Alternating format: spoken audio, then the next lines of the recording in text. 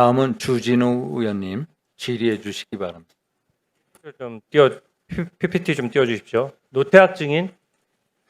예. 저는 성관이의 방만 경영이 이제 범죄 수준에 이르렀다고 생각합니다.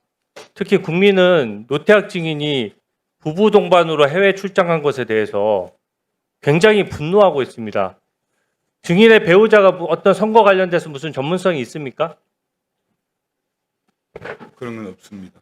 그리고 지금 이걸 누가 먼저 제안한 거예요? 성관이에서 먼저 그냥 성관이 원장이 출장 간다고 하니까 배우자 동반하시라고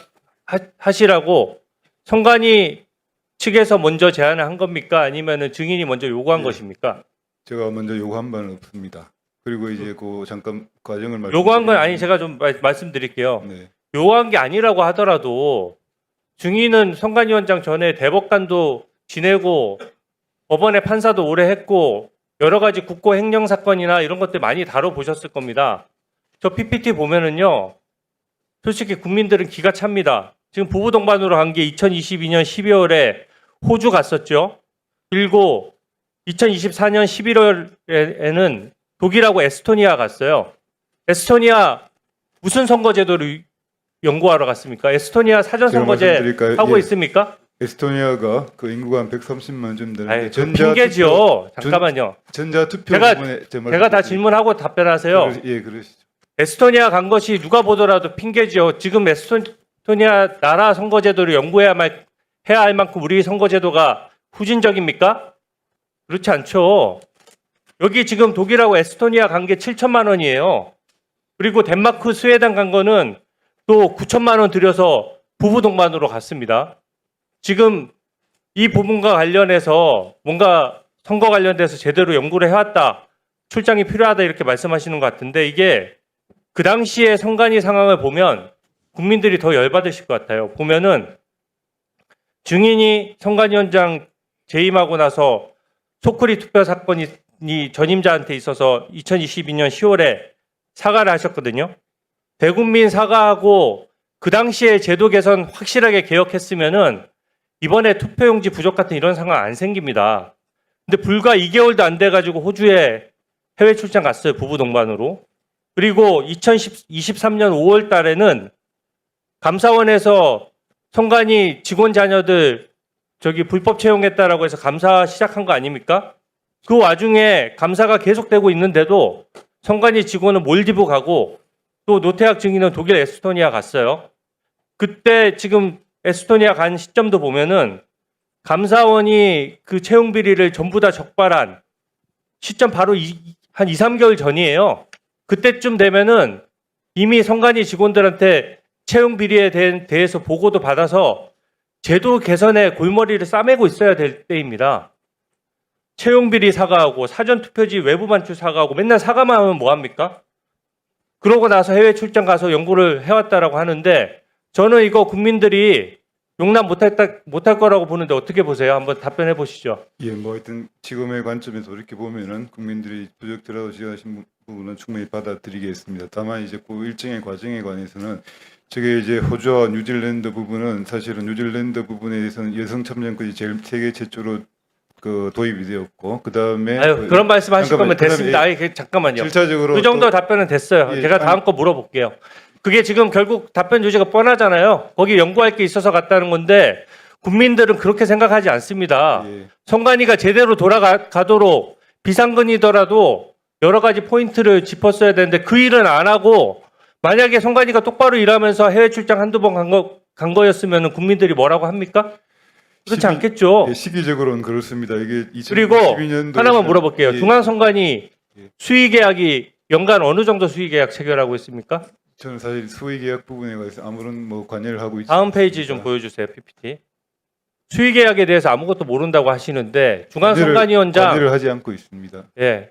아니 그것도 업무하기 나름이에요. 비상근이니까 지금 다 사무국에 맡겨놓고 선관위원장으로서 최소한의 관리 감독 업무가 일어나지 않으니까 저렇게 방만하게 운영되는 겁니다. 판사도 하시고 대법관도 하셨잖아요. 어느 우리나라 정부 부처 기관 중에서 지금 수의계약 비율이 87.7%예요. 그리고 5년간 2,400억에 달하는 거를 전부 다 수의계약 체결했습니다. 요번에 투표용지 인쇄한 업체들 다 수의계약 체결했죠? 알고 있습니까? 수의계약에 대해서는 아예 관여를 안 해요. 계약에 대해서는? 관여하지 않고 있습니다. 그럼 누가 관여합니까? 사무차장이 답변 드려도 되겠습니까? 아니요, 잠깐만요. 누가 관여해요? 그냥 그 체계도 모르고 있는 거예요?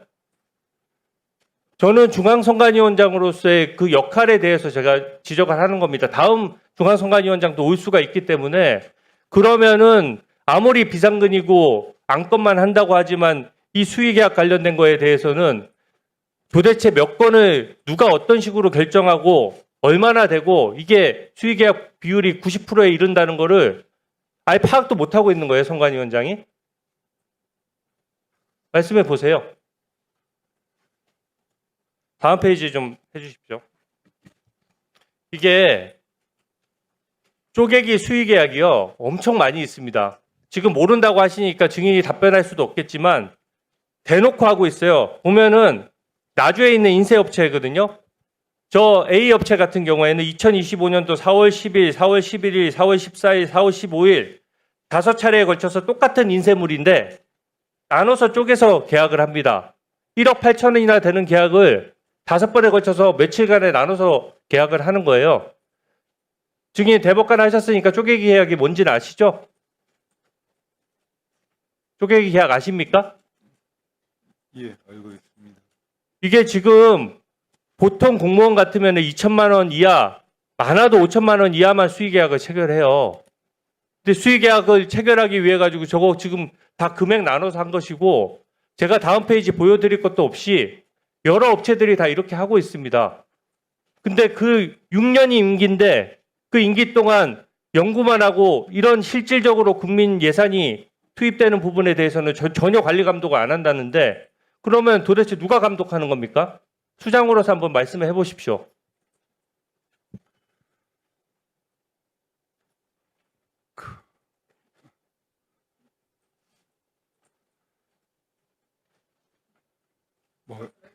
네, 그런 부분까지 좀 더 세밀하게 챙기지 못했음을 송구하게 생각합니다. 우리 노태학 증인, 네, 이 선거관리위원장은 위원회를 대표하고 사무를 통할하지 않습니까? 네, 네, 네. 저런 이 쪼개기 수의계약 같은 데는 전혀 관여를 안 하신다는 예, 말씀이시죠? 예. 저희 물품 그 관리는 아마 금액마다 그에 따라서 이 수의 계약이 가능하고 입찰 계약이 가능하고 그런 일반적인 부분에 관해서는 뭐 상식적으로 알고 그 있습니다만 에스토니아 가신 거 저는 대한민국과 에스토니아가 사전 투표를 하는 두 나라라고 알고 있는데 예, 예, 예, 에스토니아, 호주, 독일 예, 이런 데 3번 예. 부부 동반 가셨다는데 그 경위가 어떻게 됩니까? 그거 한번 말씀해 주시죠. 예, 그 에스토니아는 아마 인구가 130만 정도로 알고 있는데 제가 가기 이전에 아마 이제 그 전자 소송 또 전자 투표 이런 것들에 관해서 굉장히 앞서 나가고 있었습니다. 그래서 그 부분에 대해서 우리도 장차 이제 전자 투표로 나아가려고 한다면 이 국민들이 도대체 어떻게 해서 이렇게 전자 보이지 않는 것을 믿을 수 있을까?